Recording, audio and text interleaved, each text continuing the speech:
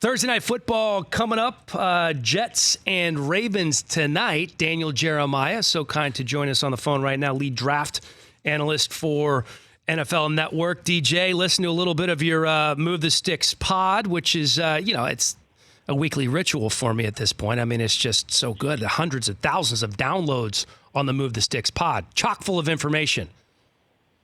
That was not necessarily the truth, but it was very nice, and I'll take that as an introduction, and I'll run with it. My question is, if I get one guess on where Rich is and what he's doing, can you tell me if I'm right? Sure.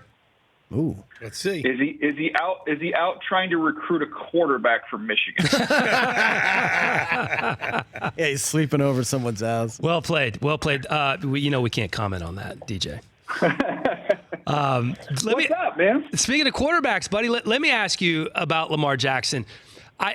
You've been doing this a long time, and you've seen a lot of really good quarterbacks. Have you seen one make the jump from year one to year two and made the kind of improvement that Lamar Jackson has? I don't think that I have. And, it's one of those things. It's been a fascinating discussion all year long with what he's done. And, so I feel like sometimes we talk about, what did the personnel guys get wrong? That's one angle people take. Other angle is, the Ravens, had the courage to go get him. Another angle is, Greg Roman and the system and the tight ends and building this thing around him.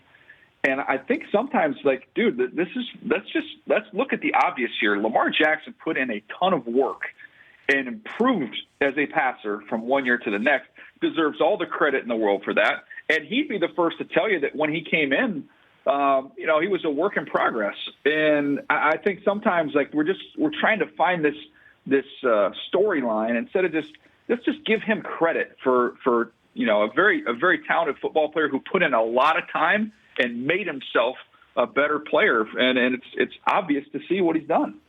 It's been incredible. I mean, he's first in the league in touchdown passes. He's fourth in passer rating. He only has 6 interceptions, 0 in the red zone. His completion percentage at 66%, right around the same as Russell Wilson. And to your point about improvement, he had just 6 touchdown passes last year and, 6 or 7 starts. His completion percentage was 58%. It seemed like every other ball he threw last year was kind of a duck. You didn't know where it was going to go. And here he is this year operating inside and outside of the pocket at a high level, as well as any other quarterback is in football. Who do we give the credit for? Obviously, it's Lamar. He put in a ton. Give it to him. You give him a ton of credit. But in terms of molding the system to him, is it more Harbaugh? Is it more Roman? Who's the most responsible for making the system, the team, the framework work around his skill set? Well, I think that from that way you phrase that, it's a combination of Harbaugh being open to something new.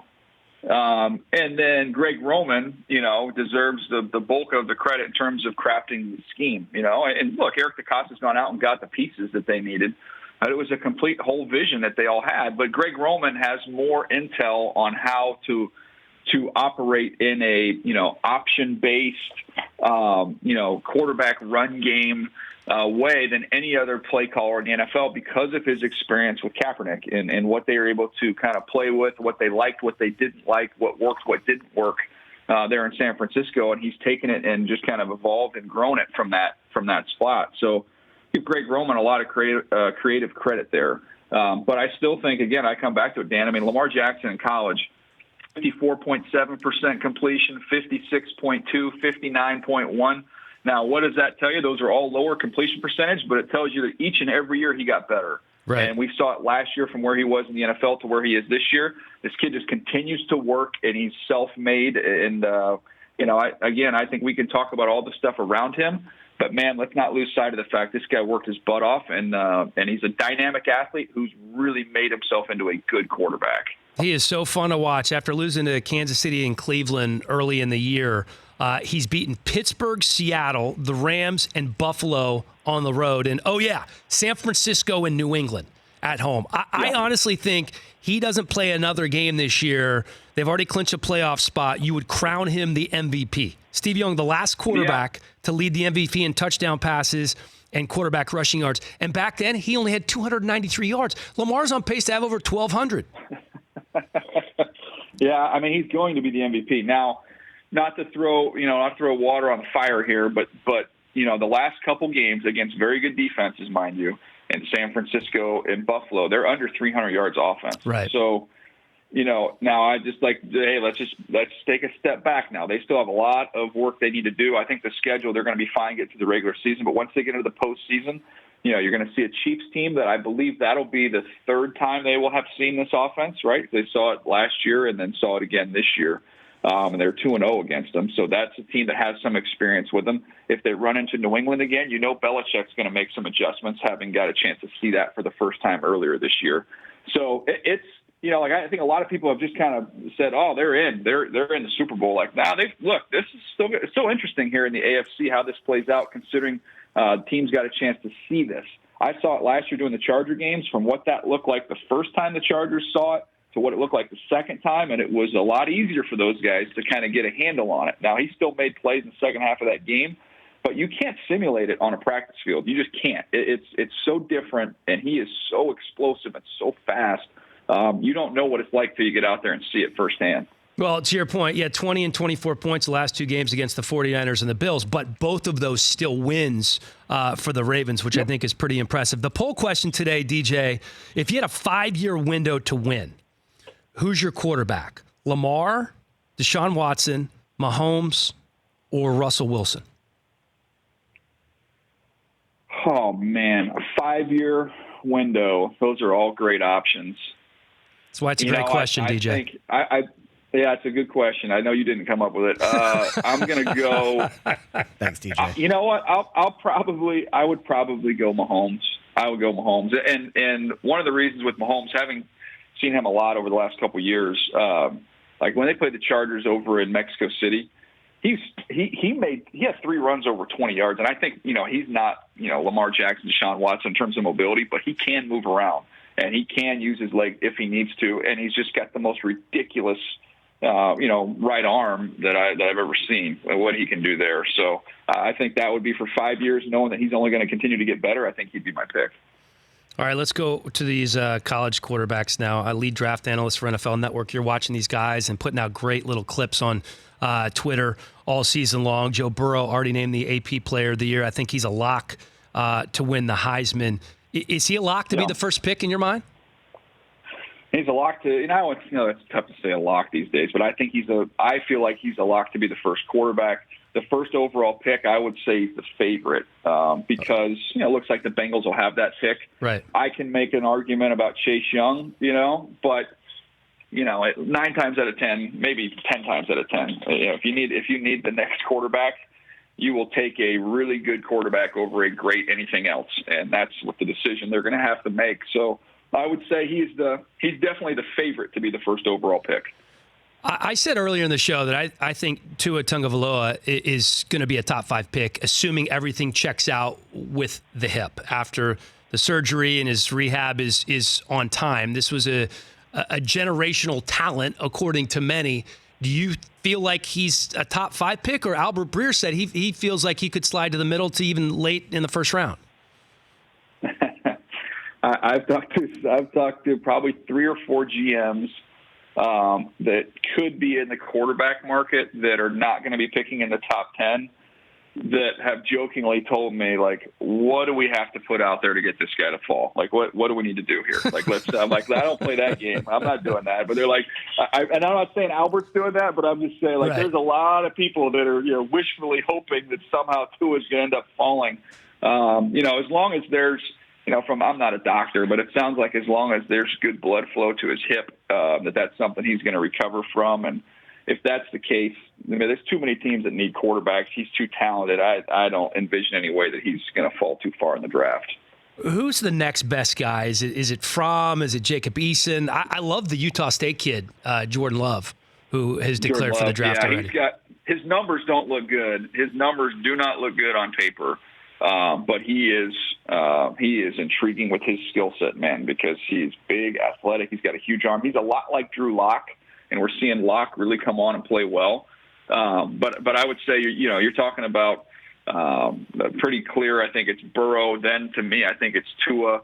Then I think, teams have a little different order there. I still think Herbert will end up being the third guy to go. And then now you get into the, Jordan Love.